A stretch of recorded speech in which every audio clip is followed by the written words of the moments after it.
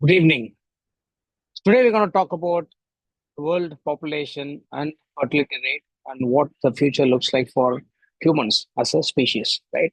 So let's start with a couple of infographics and then I'll go from there, cover a little bit of India, South India in particular, and see what the future holds till about 2100 or even further. Okay.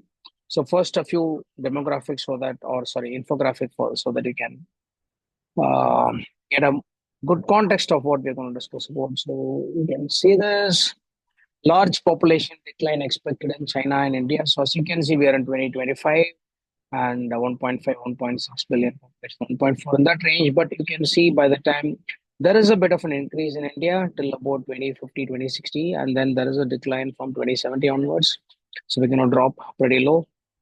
China is already dipping, and it's going to be almost half their population by 2100. You can see only Nigeria is growing. Pretty much every other country is like either flat or declining. So this is a good information. And this is specific to India in terms of the fertility rate.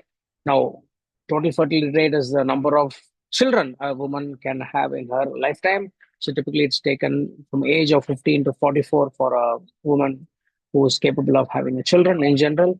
And for a population to replace itself. So this is kind of a definition before we go into this infographic. So for a population to replace itself, um, the couple or the woman has to have 2.1 children. That's the number, and below that you will not be able to replace yourself.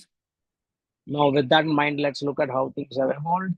As you can see earlier, people had a lot of children, so that was pretty good. World was getting highly populated, and then you can see from 1960s and 70s, which was the time when birth pill and other contraceptives came into picture, and then eventually, as world progressed, you saw a great dip. It's like pretty much a steep standard decline, similar rate of decline, and then you can see in 2020. So the current fertility rate of India is less than 2.1. 1.9 or 2 roughly, if you can see. Let's see another infographic. There are a couple of conflicting information that I came across, but nevertheless, let's take a look. So you can see the ones in darker reds and maroons, Bihar, Uttar Pradesh, Jharkhand, Madhya Pradesh, Rajasthan. The northern belt is actually ensuring that, India still has a reasonably good fertility rate, that is your TFR. But otherwise, if you can see the blue ones like Karnataka, Andhra Pradesh, Tamil Nadu, and Kerala, they're actually not in a great state. This data is of 2012, but what I'm seeing as per latest information on the tools is that, for example, Tamil Nadu and Kerala seem to be in the range of 1.4 to 1.5. Karnataka and AP and Telangana seem to be in the range of 1.6, 1.7-ish. So there's another graph which kind of paints this information in a different way. Bihar and north parts are compensating for the decline in the fertility rates in the southern states. Okay, so I think this is some basic information. So just to fit you in on what we're going to discuss further, by 2100, India's population is projected to decline to just under 1.1 billion, down from the 1.4, 1.5 we have now, a reduction of about 400 million. China's population, however, is expected to fall dramatically to 730 million, a staggering drop of 730, almost half, which is what I mentioned. So I mentioned about Naidu and stuff, so we'll come to that. So what did Chandrababu Naidu say? I mean, the last, I think, 4 or 5 months, there have been some clarion calls from him. And then much later, Tamil Nadu CM Stalin exhorting the state of AP and Tamil Nadu to say, he's been telling people to have more children. Yes, there is a bit of politics involved in terms of the number of seats, etc. But besides that, the reason I think we all have to think about is if the population is below 2.1, it is decreasing. That is pretty obvious now, which means technically in 300 years, 400 years, 500 years, and maybe even 1,000 years, or depending on the rate at which we decline, a sect of a type of population, a tribe, a language, a state can pretty much just vanish. And this precisely, we have seen this uh, in the worrying trend in many developing countries. Typically, you're seeing a rate of 1.4, 1.5 in the US, Germany, Japan, South Korea. They're almost getting on the path of extinction, if not too fast, but they're on the path of extinction. Right? So that's a bit concerning. You don't really want a particular species to go extinct. or a particular language or a particular state, country to go extinct because people are not having enough children. So let's look at a little more statistics of India. Called the metros, of course, have very low fertility rates now. This is a bit concerning right now. What can be done is something that I'll come to it. First, we establish some statistics. Now we will look at why people are not having enough kids, particularly from let's say 1960s and 70s, as we saw the statistic of India. But that pattern is kind of similar even for most countries abroad. It's not too different, might be a slightly different, but more or less kind of similar. We look at why people are not having kids anymore. What possibly can be done, if at all something can be done by the governments to reverse this trend. So that will be the context and nature of this podcast. Cool. Some reasons why people are not having kids. Okay, of course, these are my opinions. Some of them I've read a little bit, some of them are my own hypothesis. Late marriages and disinterest in marriage itself, right? So this seems to be the topmost reason as of today, even in India. Marriage is now an option, it is not a norm anymore. I mean, during my generation, just like the previous generation, for example, everyone, we did our studies, we found a job, 3 4 years of work, and by the time you anywhere between 25 to 28, max 30, parents found a girl for you because most of us were incapable of finding ourselves. So we parents found a girl, we got married, we had children, and two was pretty much a standard. Two and one was kind of normal, at least in South Indian circles. Now, but today, what is happening? People are not marrying at all. They don't want to marry, and if at all they're marrying, they're also marrying pretty late, right? One of the other things that is also happening is there are people who want to marry, but they're not able to find a right partner at the right time, which means maybe they're finding the right partner, so they're delaying marriage till they find the right person, and that's also delaying the affecting, I would say, the birth rate or fertility rate. The other thing is, I also think people are becoming a little lonely, that they don't socialize anymore. The art of socializing, dating, flirting seems to be a little lost with people. That's something, no wonder you find thousands of videos online helping men and women, read the signals, etc. But, still people don't seem to be learning because they are trying to date on the phone and stuff, which is pretty much the norm. But that part is also pretty slow and kind of a dying art, I would say, the dating and flirting part. The other thing, for example, in India and some other countries, is bad incentives for marriage in general, um, and very stupid, weird laws which are almost favoring one side of the balance. In this case, mostly women. Right from your domestic violence acts to alimonies to divorce acts and everything. So it's all favoring women. So the men don't seem to have any incentive for marriage and still see men go for it because the urge to reproduce is really really high. So what are the other things? Dating culture, fear of divorce. A lot of marriages are ending in divorce. That's another a factor that prohibits people from jumping into it. They all push marriage down the priority list. Marriage age, in fact, is rising from about 17, 18, a couple of generations back. It is now almost 28 to 29. That seems to be the number in the US, and I'm guessing the number is quite similar in urban areas of India too. So, this is point number one in terms of delayed marriage, and we looked at some reasons for it, right? Now, urbanizations and higher education again. So, this seemed to have a lot of correlation to lesser birth. So, let's say there is people who are more educated in general. If the women, when they are more educated, the number of children they have tends to be less. It's strongly correlated. This is a pattern across the world, nothing new. For example, Bangalore, Chennai, you will find this pattern, or Kolkata. Similarly, urban areas have always showed lesser inclination to have kids. Maybe it's the cost of living or other things, or the cost of generally raising a kid also plays a huge part, economic reasons. So that could be one reason. The other thing is women also choosing to live alone in these areas for not being able to find the eligible partner. So because when women get more and more educated and they look at a man who's slightly up and across, up and above them, which is the definition of hypergamy, and when they don't find that person above them because they are getting more and more They are getting better and better over time. Men are also trying to catch up, but there's just not enough men for these women to find and have a life with, which means a lot of women end up staying single involuntarily. It's not a conscious choice, but almost forced to, because they're just not able to choose between the small pool of men who match their expectation criteria of hypergamy. Now, another reason is three is career centric lifestyle.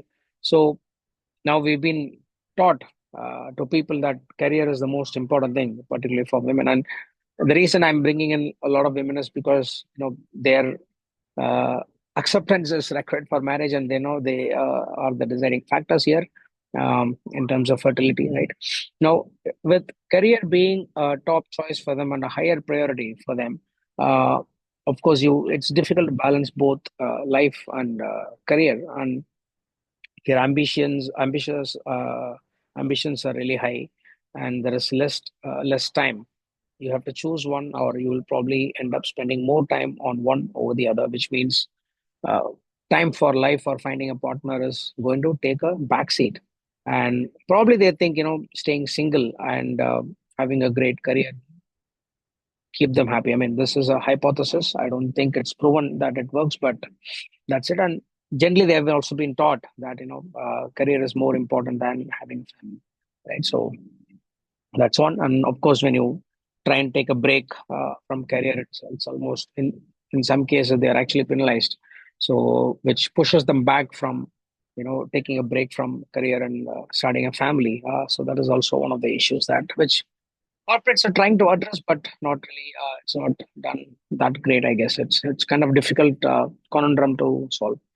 Number four, another reason, if you see the graph, typically, the rise of feminism, career mindedness, and the fact that being mother and sitting at home is not really looked upon favorably or ostracized, um, is another reason. So, rise of toxic feminism almost dictates that motherhood is kind of oppression, or patriarchy is pushing over them. It's kind of quietly telling women, or kind of brainwashing them into telling them that career being the more favorable option for them, motherhood is to be relegated to the non-educated, unambitious women, and nobody wants to be that, right? So there's another reason for marriage rates getting quite poor, and in general having children as well. It's kind of, if somebody tells you it's kind of regressive to be a homemaker and taking care of children, then lesser people are going to choose that as a option. Number five is a bit contentious, but also cover it, cost of living. A lot of people see raising kids as a expensive ordeal or a burden in some cases, right? But historically, poor have had more kids. I mean, if you can see the graph of even India that I showed some time back, statistics, you see the poorer belts have more children. The more, let's say, well-developed states like Karnataka, Tamil Nadu, Andhra Pradesh, Kerala had lesser fertility rates. So historically this hasn't really made much sense. So economics didn't doesn't seem to play a huge part in having children related to, at series, women's educational uh, level, for example. uh, but somehow this, let's say, cost of living also has risen so much in urban, the metros of this country, and in most of the places in India or abroad, that people cannot have more children even if they want to. Like someone like me would have liked to have maybe 3 to 4 kids or even more, but uh, I really find it difficult to afford education and, let's say, mostly it's education, right? Rest of things are pretty easy. It's very difficult to afford for more children than you can plan for. So that also seems to be an impediment. Uh, Healthcare, etc. That housing, everything just becomes expensive. Schools, tuitions, and extra. It's just starts playing in your mind. I want to have kid. Like, can I have? That seems to be a problem. And also, I think today's the people who get married today, they seem to be happy as a couple, or maybe if they want to have a kid, it's one. They don't, and most people don't even think having kid as a necessity. I personally don't agree with that, but it's people's choice, personal choice. We can't really do much. But yeah, so cost of living does play a part, though history doesn't have a lot of proof that it does. And then another one, number six, is infertility levels, or let's say poor health markers in both women and men. I've always been quite observant of what's happening around society, and if you notice, suddenly there are hundreds and thousands of IVF clinics all around India. I don't know about the world, but in general in India, wherever I go, Coimbatore, Chennai, Bangalore, you just take a tour of a couple of kilometers, you are bound to see at least 5 to 10, which wasn't really the case even 10 years back, maybe 20 years, 30 years back. I don't remember seeing any clinic, for example. The number of people who where infertile was also pretty low, or I wouldn't say infertile, but people with, let's say, less great health markers to have successful children, for example, was quite low. But today that seems to be quite high, and the statistics on that is also pretty clear. Stress, pollution, poor diet, lack of sleep, late childbearing. It's affecting both men and women, and India's become one of the top IVF markets globally. Now, even those who want kids often are unable to have without assistance. In one of the earlier podcasts, I did mention that I think the number was 2030 or 2035. In India, almost 50% or 60% of the married couples won't be able to have children naturally, even if they want to, and they would need assistance. That's the level of damage that has happened to human bodies over time. That even if people want to have children naturally, they will be unable to have, and they will need external help from doctors and clinics. That's kind of worrisome, right? So obviously, this is going to put a lot of pressure, which in turn has a lot of implications on the fertility rates of people. The other one, number seven, it's more of a societal thing. We can say being child free is kind of normalized. Like I mentioned that people who marry who are unable to have, and there are people who marry but who want to have children, um, and there are also people who don't want to have children. It's kind of normal, right? Oh, you married, you don't have children. In those days, people would ask you, "Oh, you don't have children," which means you couldn't really have children, right? You were almost had some medical condition due to which you couldn't have. Otherwise, it was not common for people to marry and not have a child. Now, but today, if you marry and you decide to not have a child, people don't ask, "Oh, cool, it's your choice. It's fine. You're a man, you're marrying another man. It's cool. You're a woman, you're marrying a transgender. It's cool. Anything is cool. You can even marry a turtle tomorrow, or a horse. People don't really mind. So that way, being child free is also kind of normalized. So we can't really do much. There's no cultural guilt or societal pressure, which used to be the case much earlier. So these are some common reasons I thought I should talk to you about. I'll also quickly share some more statistics, and we can wind up and get into the part of what the governments can possibly do to make it better. Can they do it? First of all, is a question that we should be looking at. Cool. So as you can see, this is another statistic that I thought I should show you. You can see that quick table stats: ages first marriage from 19 has become 25. Urbanization 34 projected to be 41. Education versus fertility. You can see that also has changed. Infertility rates 22% to 30% by 2016. IVF market 16 billion. It's growing at 8%. IVF public demand and remarriage 40% registration in 2 years, etc., etc. So it's like some wonderful articles that I saw in this particular article site. I'll give a link to it as well. Now, what can governments possibly do is a question that people might have. Uh, Unfortunately, and historically and statistically, what people have observed is that once there is a decline, it just doesn't recover.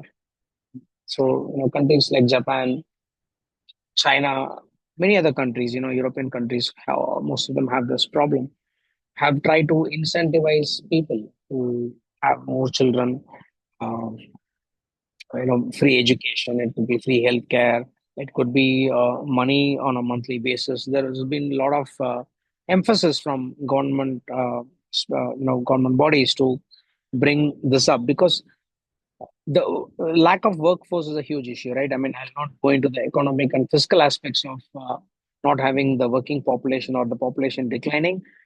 This is something that everybody knows, or we can do another session on it much later. But countries like China have now made asked the Communist Party people to have at least three children. It's kind of mandated. Still, people are not having, and this is unfortunately the reality. Now, what can possibly happen if you maintain it at the same level? It still is going to be depleted. That population will technically go extinct at some stage, maybe many centuries or millennia later. That's going to happen. Or the government needs to do something really radical. We don't know what that answer is. It could be doles and a lot of incentives to have children. In fact, they have a term for it. What is it called? Pro-natalist policies, right? A lot of countries have tried that. Apparently, there's one statistic that if you spend about I think what $250 billion, for example, it improves by point zero 0.02 or point 0.0 or point 0.1 percentage point, something like that in the US, for example. So that's been the study somebody did. So there's pretty complicated data behind it. Demographic studies and evolution of people is also quite complicated. But that being said, once there is a dip, it almost seems quite irreversible.